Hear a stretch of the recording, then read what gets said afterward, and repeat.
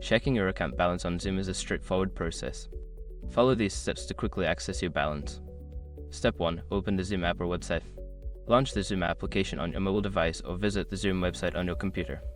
Ensure you have a stable internet connection for smooth access. Step 2. Log into your account. Before starting recovery, use the Xoom link in the description to open the account recovery checklist generator and make sure your verification details are ready. Step 3. Navigate to Account Overview. Once logged in, look for the Account Overview or Balance section on the main dashboard. This area typically displays your current balance and transaction history. Step 4. Check your balance. In the Account Overview section, you will see your available balance prominently displayed. Take note of any recent transactions that may affect your balance. Step 5. Log out securely. After checking your balance, ensure you log out of your account, especially if you are using a public or shared device. This helps protect your account information. By following these steps, you can easily check your account balance on Xoom.